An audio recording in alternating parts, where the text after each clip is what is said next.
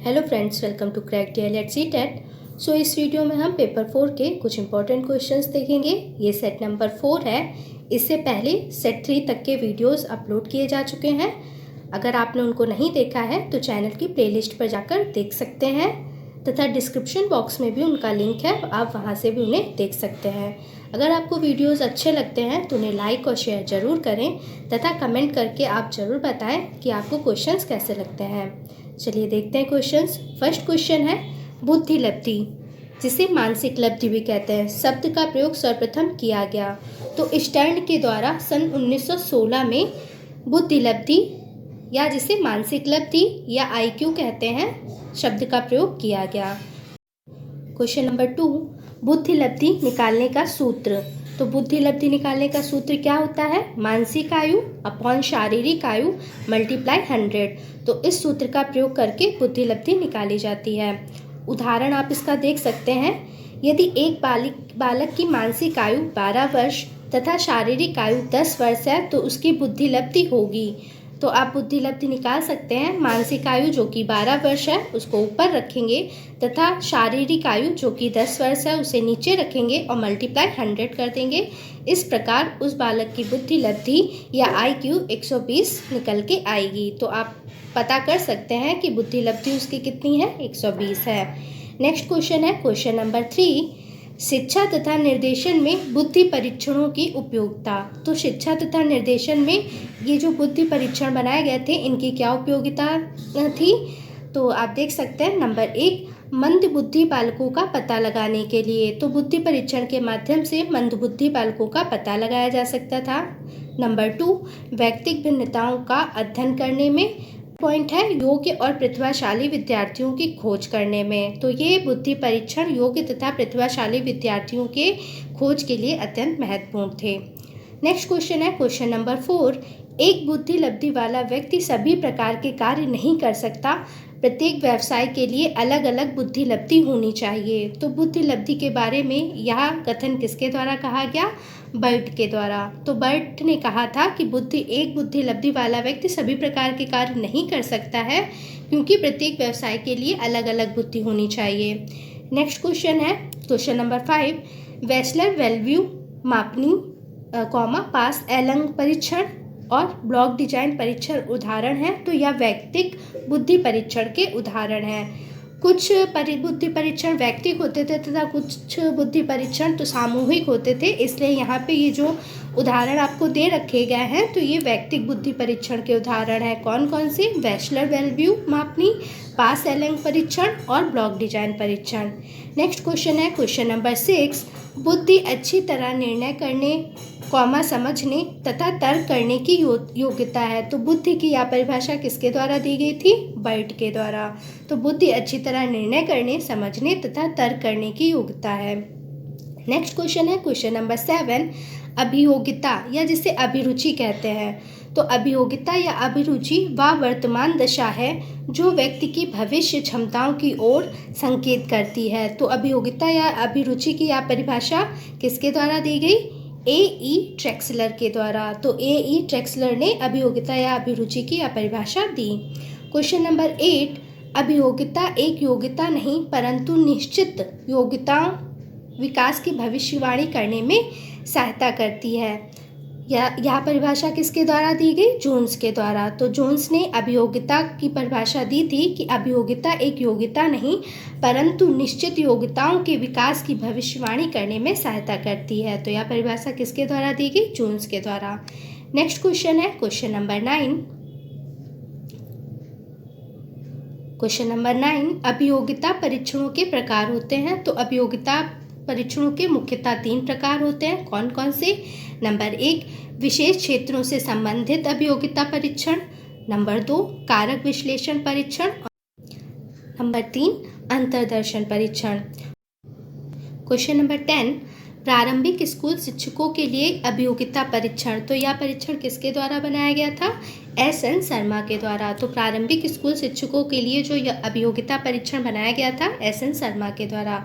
Next question है question number 11, शिक्षकों के लिए व्यावसायिक परीक्षण किसके द्वारा बनाया गया? तो श्री बीजी पांडे के द्वारा। कब बनाया गया था? 1972 यानी 1972 में।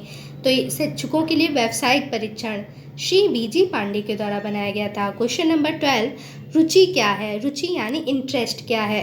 किसी वस्तु या विषय के प्रति चाहत या लगाव ही रुचि कहलाती है। तो रुचि क्या होता है? किसी वस्तु या विषय के प्रति चाहत या लगाव। क्वेश्चन नंबर 13, रुचि का अर्थ। तो रुचि का अर्थ होता है संबंध की भावना। तो आप यहाँ पे याद रख सकते हैं कि रुचि का अर्थ है संबंध की भावना। क्वेश्चन नंबर 14, रुचि स्वभाव का एक गतिशील पक्ष होता है। तो रुचि की यह परिभाषा किसके द्वारा दी गई? ड्रेवर के द्वारा। तो रुचि स्वभाव का गतिशील पक्ष है, यह परिभाषा ड्रेवर के द्वारा दी गई।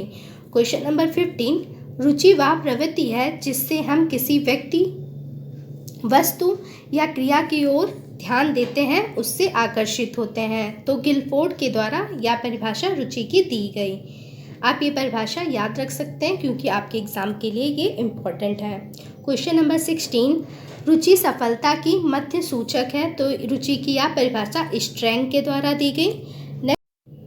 क्वेश्चन नंबर 17, रुचि शब्द अंग्रेजी के इंटरेस्ट शब्द से बना है। तो आपसे एक क्वेश्चन ये पूछ सकता है कि रुचि शब्द अंग्रेजी के किस भाषा के शब्द से बना है? तो इंटरेस्ट से।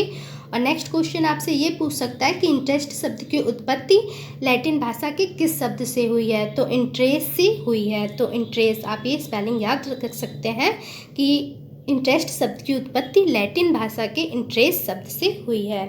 नेक्स्ट क्वेश्चन है, यहाँ पे आप देख सकते हैं कि इंटरेस्ट जिसका अर्थ होता है किसी वस्तु या विषय के प्रति लगाव। तो आपसे यहाँ पे पूछ सकते हैं कि इसका अर्थ क्या होता है?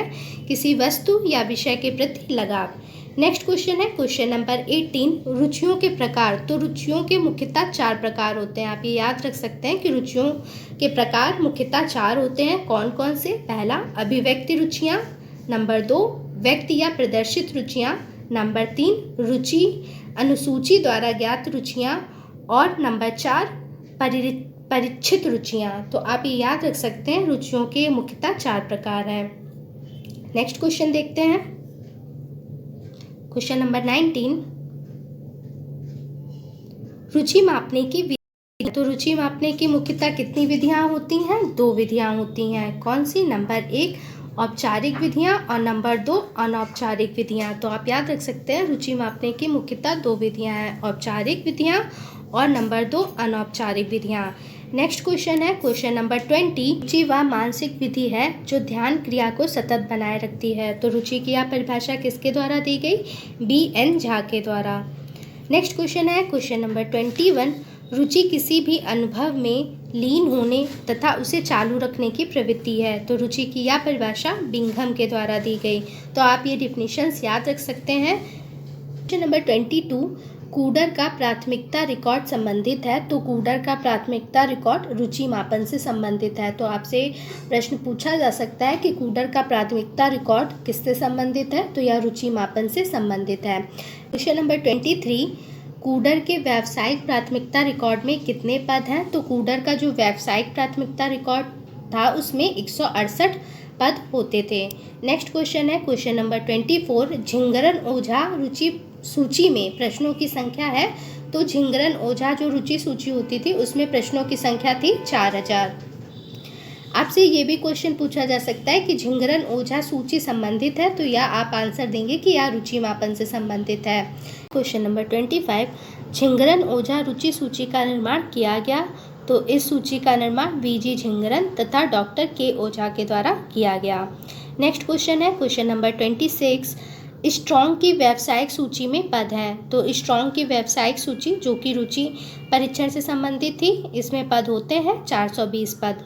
नेक्स्ट क्वेश्चन है क्वेश्चन नंबर 27, कागज पेंसिल परीक्षण को किस नाम से जाना जाता है? तो जो कागज पेंसिल परीक्षण था उसको मिनेसोटा कागज रूपी परीक्षण इस नाम से भी जाना जाता है।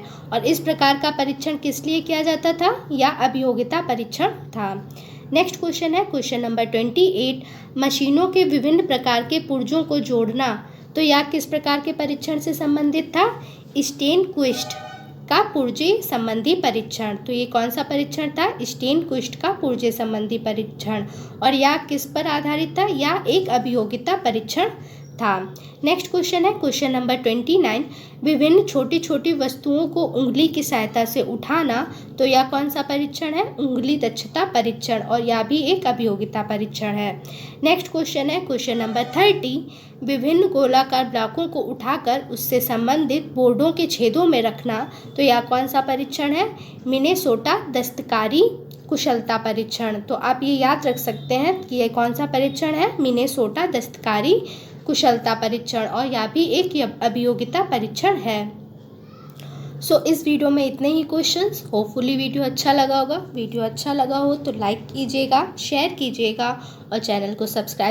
इन वीडियोस की PDF आपको टेलीग्राम चैनल पे मिल जाएंगी तथा टेलीग्राम चैनल का लिंक कमेंट बॉक्स में दे रखा गया है। आप वहाँ से टेलीग्राम चैनल को ज्वाइन करके PDF प्राप्त कर सकते हैं।